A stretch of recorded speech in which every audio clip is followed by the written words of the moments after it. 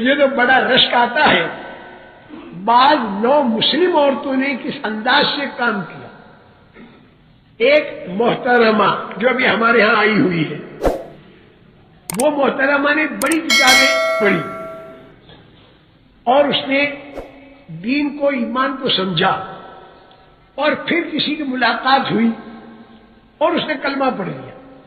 کلمہ پڑھنے کے بعد اس نے کہا کہ چاہے جو کچھ ہو، میری زندگی تو حضرت محمد صلی اللہ علیہ وسلم کے طریقے پر ہوگی، میں نماز نہیں پڑھوں گی. امریکہ کے اندر کام چلا، مرد آنے لگے تو وہاں کی عورتوں نے خط لکھا کہ ہم عورتیں بھی مردوں کے ساتھ آئیں گی. اس وقت میں انگریزی پڑھی ہوئی عورتیں ہمارے پاس دعوت کے کام میں لگی ہوئی نہیں تھی، تو خط لکھا گیا کہ ابھی عورتیں نہ آئیں.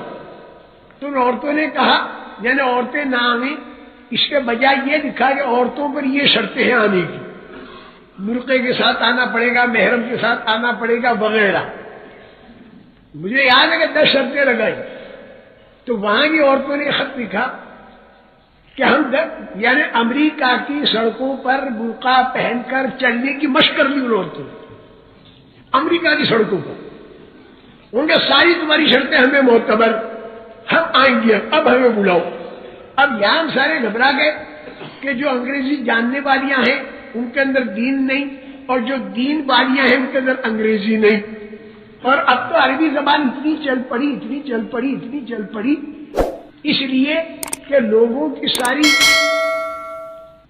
کی ساری مرغوب چیزیں عربی ملکوں کے اندر ہیں، جس پر سارے کے سارے لڑ رہے. عربی زبان اتنی چلی، آسٹریلیا سے اگر عورتوں کی جماعت آئے تو ارمنوں کی، مصر سے آئے تو ارمنوں کی، امریکہ سے آئے تو عربی عورتیں. ارے اب تک تو بھائی مسجدوں کے اندر مردوں کو ٹھہراتے تھے، مسجد میں صحن بناتے تھے. اب جو باہر کی عورتیں آتی ہیں تو ان کو گھروں پر ٹھہرانا ہوتا ہے. تو میری بہنوں، اگر ہمارے گھروں کا نقشہ اسلامی طریقے پر نہیں ہوگا اور اس کے اندر فضول خرچیاں ہوں گی اور اس کے اندر ناجائز چیزیں ہوں گی تو باہر سے آنے والی عورتوں پر اچھا اثر نہیں پڑے گا. برا اثر لے کر اگر وہ گئیں تو اس کے ذمہ دار ہم بنیں گے. میری محترم بہنوں میں بہت غور کرنے والی بات عرض کر رہا ہوں. مجبور ہو کر پھر ان عورتوں کو انگلینڈ کے اندر کام تھا تو وہاں بھیجا. اس کے بعد بھی پھر ہمارے ملکوں میں وہ عورتیں آئیں. خیر وہ محترمہ جو تھی اس نے کلمہ پڑھا، اسے پتہ چلا کہ پردے میں رہنا، یہ اسلام کے اندر پردے میں رہنا ہے عورت کا. وہ ایک جگہ پر ملازمہ تھی، سیکریٹریا تھی وہ. اب صبح گئی تو برقع پہن کر گئی.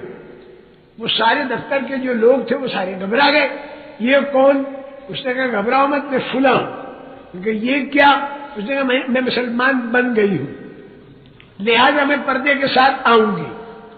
تو کہا مسلمان تو بہت سی پرانے خاندانی مسلمان عورتیں ہیں جو سینکڑوں سال سے مسلمان ہیں، تو ان کے ہاں تو یہ پردہ ہے ہی نہیں، تو تمہارے پاس یہ پردہ کہاں سے آیا؟ تو اس عورت نے جواب دیا کہ مسلمان عورتیں یہ میرے لیے نمونہ نہیں، حضرت محمد صلی اللہ علیہ وسلم کا کلمہ پڑھا ہے، حضرت محمد صلی اللہ علیہ وسلم کی عورتیں میرے لیے نمونہ ہیں، میں تو اس طریقے پر چلوں گی. کہہ دیا کہ بھائی ہم تمہیں ملازمت پر نہیں رکھتے.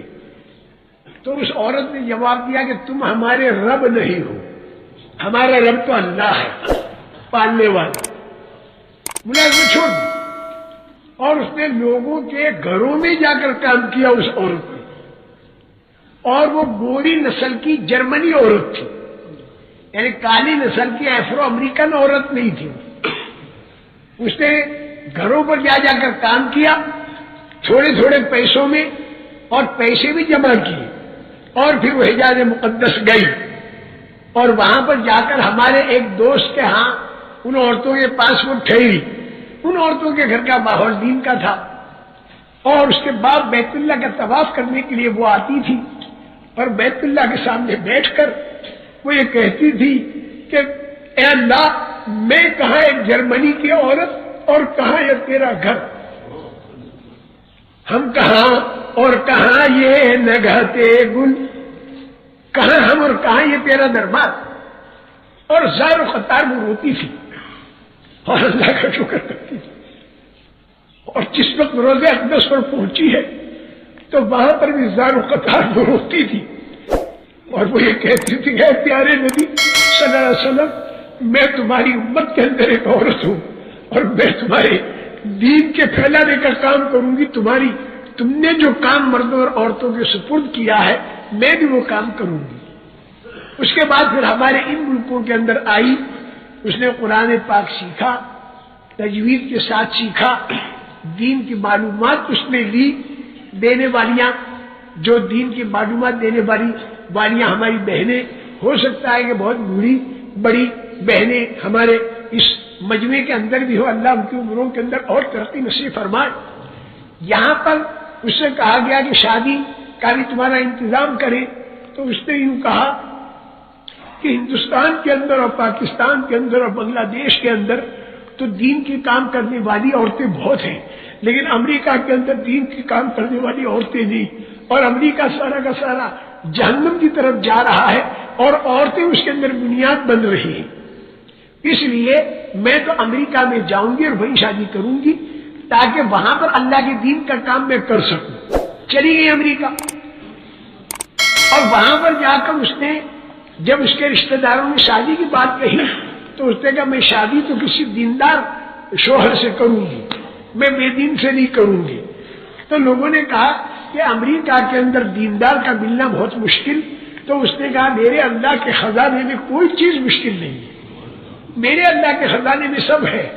اور ہچکیاں مار مار کے اللہ سے دعائیں مانگ، اس نے خود میرے اوپر خط لکھا، یہ اپنا سارا منظر جو ہے اس نے میرے اوپر، اس کے شوہر جو بعد میں اس کی شادی ہوئی تو اس کے شوہر کی معرفت میرے اوپر خط لکھا، وہ خط کہیں میرے پاس موجود بھی ہوگا، انگریزی میں لکھا۔ تو اس نے خوب رو رو کر اللہ سے دعائیں مانگی کہ اللہ کسی دیندار سے میری شادی کرا دی، تیرے خزانے میں کوئی کمی نہیں۔